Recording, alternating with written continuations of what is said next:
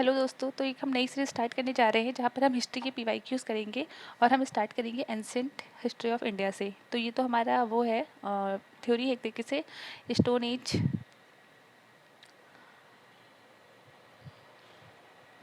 यहाँ से हमारे एमसीक्यू स्टार्ट होते हैं। तो जो हमारा फर्स्ट क्वेश्चन है ये हमारे हर एग्ज़ाम के पीवाईक्यूज हैं और जो एक कंपाइलेशन है इसका। तो हमारा फर्स्ट क्वेश्चन है रॉबर्ट ब्रूस फुटे who discovered first Palaeolithic tool in India was an. वो क्या थे? तो इसका आंसर होगा ए एंड बी। जियोलॉजिस्ट भी थे और आर्कियोलॉजिस्ट भी थे। According to Encyclopaedia Britannica, Robert Bruce Foote was a British geologist and archaeologist. He is considered as father of Indian pre history. उनको हम Indian father of Indian pre history भी कहते हैं। He was associated with geological survey and documented the antiquities of the Stone Age. Hence, both option A and B can be considered as correct. Next question है हमारा the three age system divided into Stone Age, Bronze Age and Iron Age from the collection of Copenhagen Museum was coined by. इसको किसने coin किया था? इसको किया था Thompson. According to commission report, present archaeological system of three main stages stone, bronze and iron was developed by Danish archaeologist Christian Jurgensen Thompson in 1818 and 1820. He classified object of museum in 1836. Next question हमारा UPSC में आया था ये. According to excavated evidences, the domestication of animal began in lower Paleolithic period, middle Paleolithic, upper Paleolithic and Mesolithic. तो domestication of animals हमारा start हुआ था Mesolithic period से.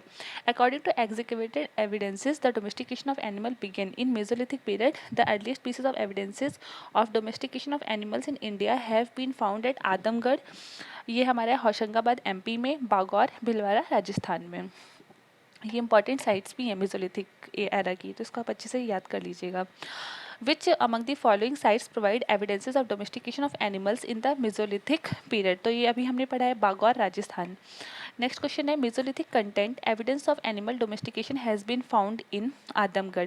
तो ये दो साइट्स बहुत इंपॉर्टेंट है, आदमगढ़ होशंगाबाद मध्य प्रदेश, बागौर भिलवाड़ा राजस्थान. मेसोलिथिक साइट्स काफ़ी इंपॉर्टेंट साइट्स हैं ये, से क्वेश्चन अक्सर पूछते रहते हैं. From which of the following sites bone implements have been found.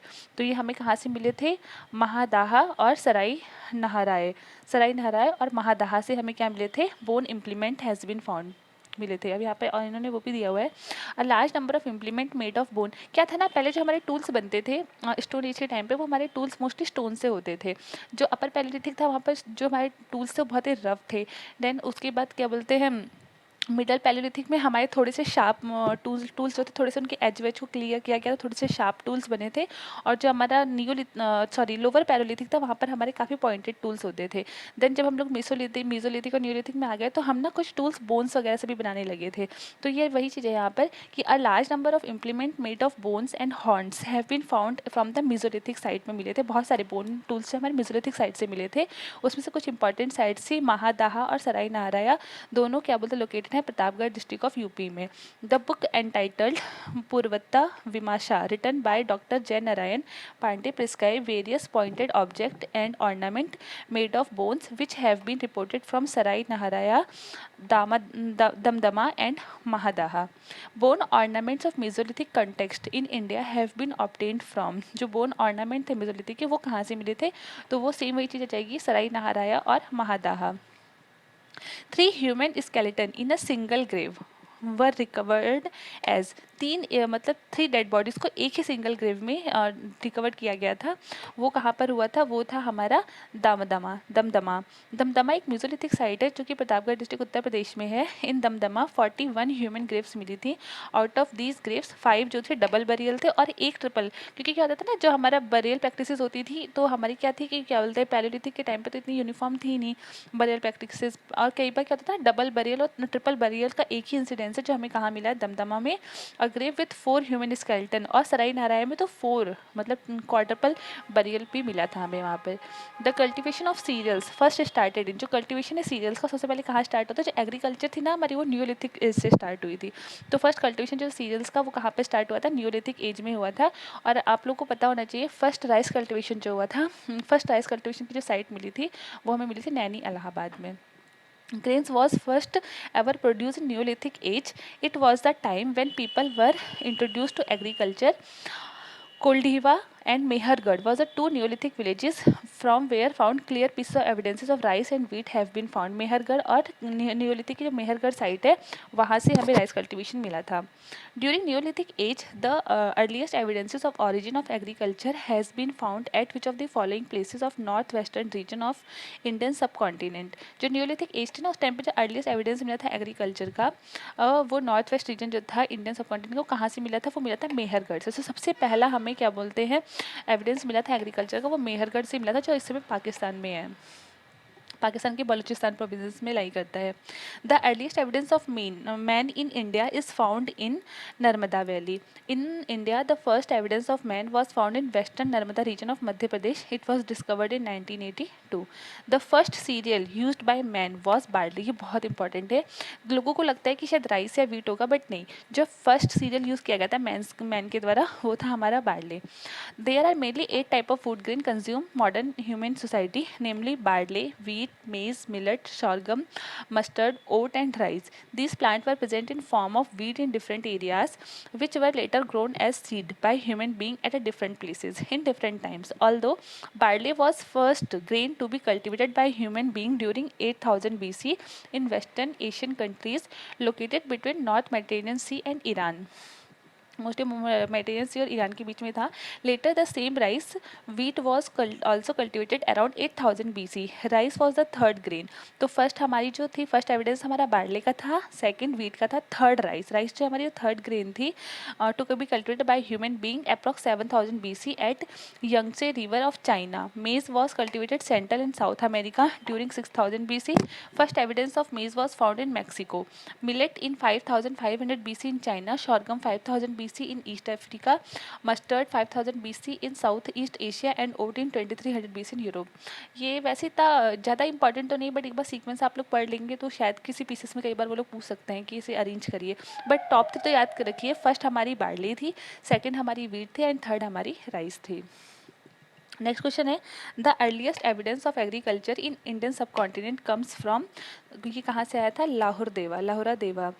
According to latest research, the earliest evidence of agriculture of Indian subcontinent has been reported from Lahore Deva site in Sant Kabir Nagar district, Uttar Pradesh. The evidence of human activity and beginning of rice cultivation at this site dated back to around 7900 BC significantly. Before this research, the earliest evidence of wheat was found in Mehergarh, located in Baluchistan, Pakistan, belonging to 7000 BC.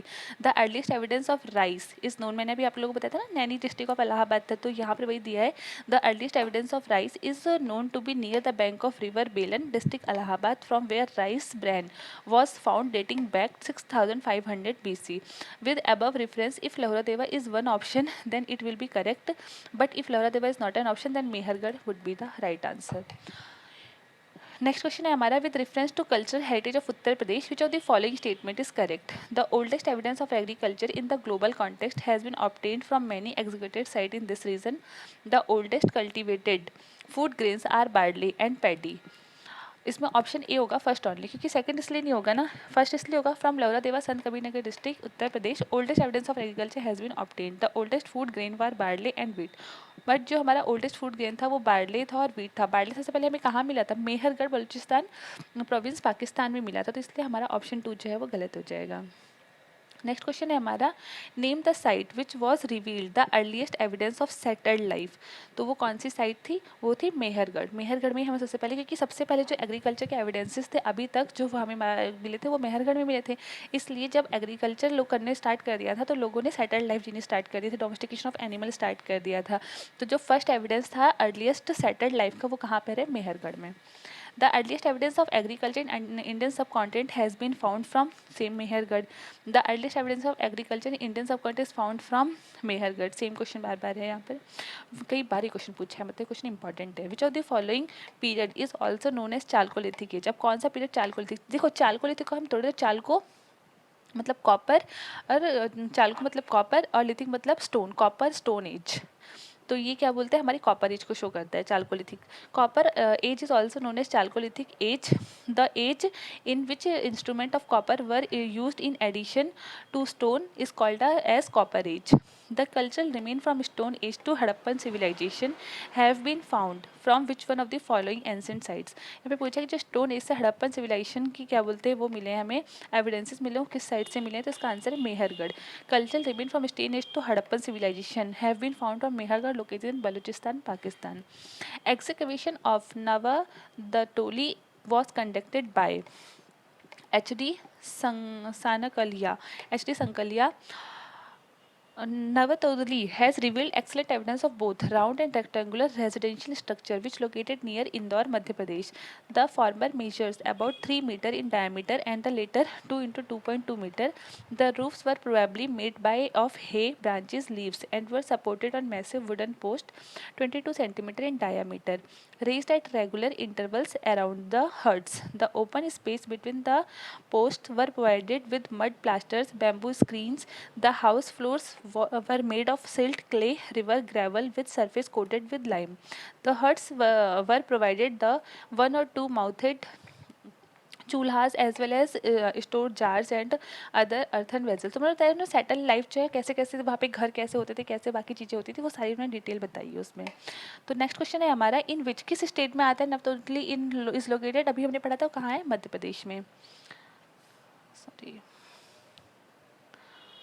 Next question है हमारा, in which state of India is the Harappan civilisation site Mandi situated, किस state में मंडी हमारा आता है। तो मंडी जो है लोकेटेड है हमारा उत्तर प्रदेश में। मंडी यमुना रिवर पर आता है, मुजफ्फरनगर डिस्ट्रिक्ट, वेस्ट यूपी में। And this area considered peripheral to the main distribution area of Harappan civilisation. A hoard of jewellery as Mandi was discovered during the execution carried out by DV Sharma 1999 2000 के बीच में हुआ था। Consider following statement pertaining to Ahar civilisation. Ahar civilisation के बारे में यहाँ पर पूछा है, the native of Ahar knew copper smelting.